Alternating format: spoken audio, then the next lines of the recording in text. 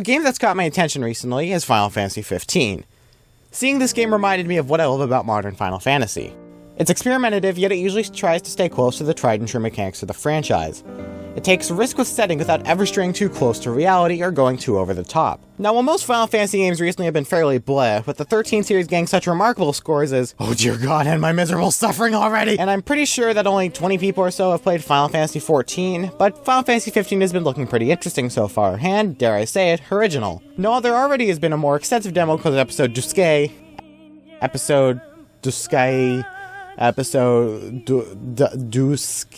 screw it, I'm just gonna call it Episode Duscae and call it a day. You had to get the Type 0 HD remaster near launch to play it. And since I seriously have no idea what Type 0's gameplay is, it shows how many people actually bought it. Actually, definitely a few for sure, since my friend actually let me try out Episode Duscae for a while. I found it fairly fun, but I stopped early on because I got insanely bored. The tutorial dragged on for too long, and the character seemed about as interesting as history homework, but from what I played, I found it enjoyable. So when a new demo came out, I picked it up. Will this promise another inventive gem like Final Fantasy XII, or another, Final Fantasy XIII sequel? Please God, let there be no more of those. Before talking about the demo itself, I want to talk about what makes a good demo in general. A good demo generally gives a face value look at a game's mechanics and plot, usually through a couple of stages or the first half an hour or so of the game. And while all of these work fine, there's a few select demos that take it one step further. They give you things like small side stories, they can give you a custom experience, they let you see everything the game is without actually giving you part of the game. Such games as Bravely Default, Bravely Second, and The Stanley Parable, although that last one isn't actually an RPG now that I think about it. These demos are usually a step apart from their peers. Final Fantasy XV is, luckily enough, one of these games. From the moment you start, the demo gives you everything you need to know about the game. It gives you your hook, your tie, your Ioneer candy, and a nice taste of basic gameplay without being overwhelming or confusing. This is easily the best game demo I've ever played. The demo opens on a small bit of exposition that is short, sweet, and to the point.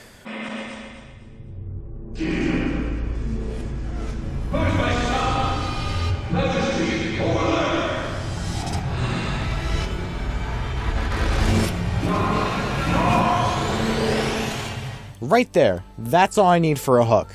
The scene is so vague that it's brilliant. There's just enough to give you a basic idea of what's going on, but almost every line has so many possible interpretations that it left me thinking about what was actually going on.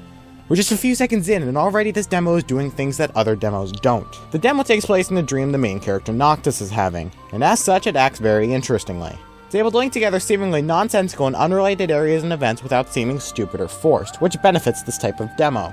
The demo is split into 3 primary areas: the forest and mountain, the playroom, and the plaza. And each one shows something amazing that Final Fantasy XV will hopefully have to offer. The forest shows the player the basics of movement and gameplay without stopping them with mandatory tutorials. It also shows the importance of exploration in the game. There are panels littered around the dream world that change something about the dream when pressed. While most of them later on are in plain view, the ones in the forest and mountains are a bit more hidden. By exploring a little bit, you can find some amazing little secrets, such as an absolutely beautiful dragon, or a giant that honestly looks better than just about any enemy in any Final Fantasy game prior. Along with that, the Forest and Mountains does a fantastic job of teaching the player combat. You're given a sword and a hammer, and you're let loose with infinite health onto mostly docile creatures. There's no fear of being hurt or dying, so it gives the player a great chance to test out various strategies without any repercussions or immediate danger. This area also shows off some of the clever humor and writing this game has to offer. After you beat the first wave of enemies, the dream guide guiding you sends you a congratulations emoji. No joke, I actually laughed after seeing this. It's been a while since a Final Fantasy game actually had some charming humor, so it's nice to see that the writers are putting in more effort. After trying out combat a bit and finding the secrets strewn about the area, you move on to the playroom. This area does a great job of 2 things: showing off the game's use of its physics engine, and showing off the level of detail that the graphics can achieve. Also, it shows off one of Yoko Shimomura's amazing compositions for the game, something I am perfectly okay with. The playroom is a large and mostly empty area, yet it has a few examples of platforming and physics strewn about. There are wooden blocks that you can knock over near the center area, there's a little example of explorative platforming puzzles in one of the corners, and you can see almost every single detail in every object. Wood blocks have that painted wood look to them, the metal utensils all have a slight airbrush look, and the wood flooring has an incredible polished wood texture. Overall, I do feel that this is the weakest of the 3 areas, but it still does a great job of showing what Final Fantasy XV is capable of.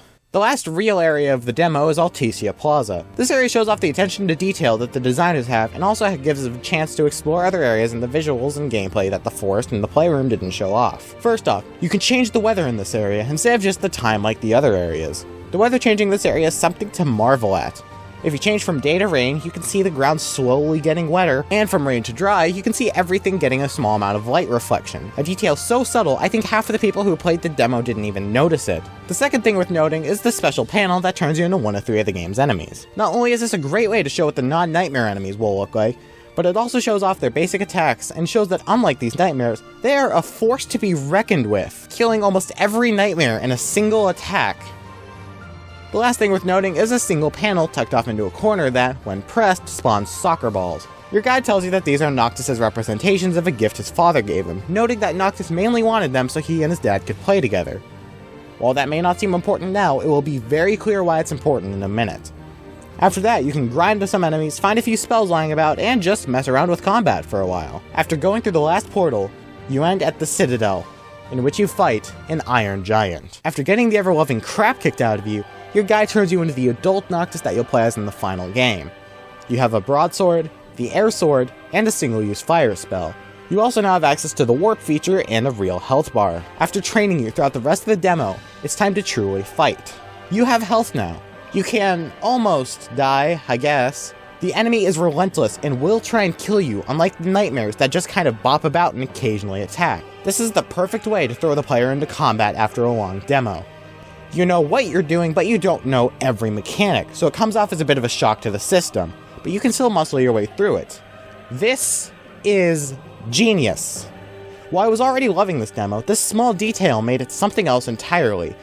The fact that the game already has such an amazing feel and teaching method makes me wonder how well the final game's tutorial will be. The demo ends with Noctis finding his safe space, his father's car, a place where he can always be with his father, the king. With this, we're given one of our character's main motivations, his father. Combined with the balls from before and the knowledge that his father is the king, we can assume that Noctis' dad is a generally good person but isn't the best father, since he's probably doing kingly things most of the time.